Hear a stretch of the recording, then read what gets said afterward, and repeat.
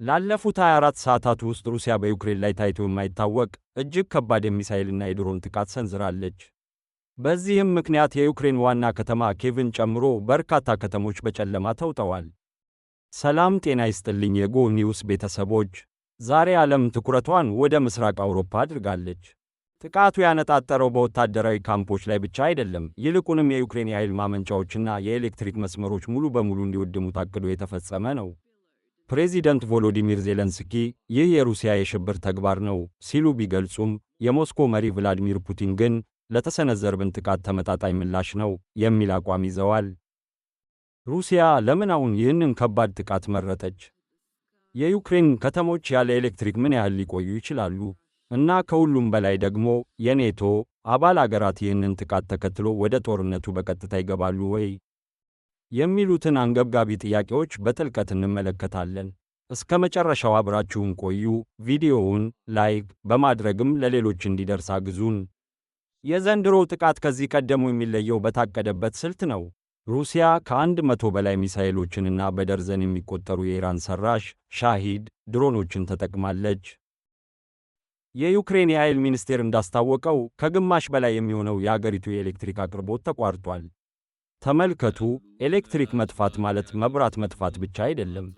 ውሃ ለማውጣት፣ ሆስፒታሎችን ለማንቀሳቀስና ፋብሪካዎችን ለማሰራት የማይቻልበት ደረጃ ላይ ደርሰዋል።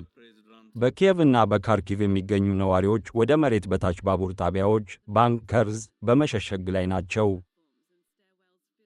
ሩሲያ ይህንን የምታደርገው ዩክሬንን በኢኮኖሚ ለማዳከምና የሕዝቡን የሞራል ስብራት ለመፍጠር ነው። ጦርነቱ ወደፊት ከመሄድ ይልቅ ወደ ኋላ እየተመለሰ ይመስላል። ዩክሬን የአየር መከላከያ ሲስተም ስጡን ብላ የምዕራባውያንን ደጅ እየጠናች ቢሆንም የሩሲያ ሚሳኤሎች ግን አሁንም ኢላማቸውን እየመቱ ነው። አሁን ደግሞ ወደ ዋናው ጥያቄ እንመለስ። የኔቶ ቀጣይ እርምጃ ምንድን ነው? የኔቶ ዋና ጸሐፊ ጄንስ ስቶልተንበርግ ጥቃቱን በጽኑ አውግዘዋል። ነገር ግን ማውገዝ ብቻውን ለዩክሬን መፍትሄ አይሆንም። በአሁኑ ሰዓት በኔቶ አባላት መካከል ትልቅ ክርክር አለ። እንደ ፖላንድና የባልቲክ አገራት ያሉ አባላት ለዩክሬን ዘመናዊ የረጅም ርቀት ሚሳኤሎችን መስጠት አለብን ሲሉ ይከራከራሉ። በሌላ በኩል ደግሞ እንደ አሜሪካና ጀርመን ያሉ አገራት ሩሲያን በቀጥታ የሚያበሳጭ እርምጃ ከወሰድን ሦስተኛው የዓለም ጦርነት ሊነሳ ይችላል በሚል ስጋት ተውጠዋል። ሩሲያ ግን አንድ ግልጽ ማስጠንቀቂያ ሰጥታለች። ማንኛውም የኔቶ አገር ዩክሬን ውስጥ በይፋ ጦር ካሰፈረ የአገር የጥቃት ኢላማ እንደሚሆን ፑቲን ደጋግመው ተናግረዋል። ይህ ጦርነት ወዴት እያመራ ነው? ብዙ ተንታኞች እንደሚሉት ከሆነ ሩሲያ አሁን በጀመረችው ጥቃት ዩክሬንን ወደ ንግግር ጠረጴዛ ለማምጣት እየሞከረች ነው። ዩክሬን ግን የተያዙብኝ መሬቶች ሳይመለሱ ድርድር የለም በሚለው አቋሟ ጸንታለች። በመጪዎቹ ሳምንታት ውስጥ ሩሲያ ተጨማሪ ሰፊ የምድር ጦርነት ልትከፍት እንደምትችል መረጃዎች ይጠቁማሉ። ኔቶ ደግሞ ለዩክሬን የሚሰጠውን ወታደራዊ እርዳታ ካላሳደገ ዩክሬን ራሷን ለመከላከል በጣም ትቸገራለች። የቻይናና የኢራን ለሩሲያ የሚሰጡት ድጋፍ ደግሞ ሁኔታውን ይበልጥ ውስብስብ አድርጎታል። ዓለም አቀፉ ማኅበረሰብ የሚጠብቀው አንድ ነገር አለ፣ እሱም የአሜሪካ ምርጫ ነው። የአሜሪካ ቀጣይ መሪ ለዩክሬን የሚሰጠው ድጋፍ ከቀነሰ የሩሲያ ድል አይቀሬ ሊሆን ይችላል። ለማጠቃለል ያህል የዩክሬን ከተሞች በጨለማ ውስጥ ቢሆኑም የዲፕሎማሲው ብርሃን ገና አልታየም።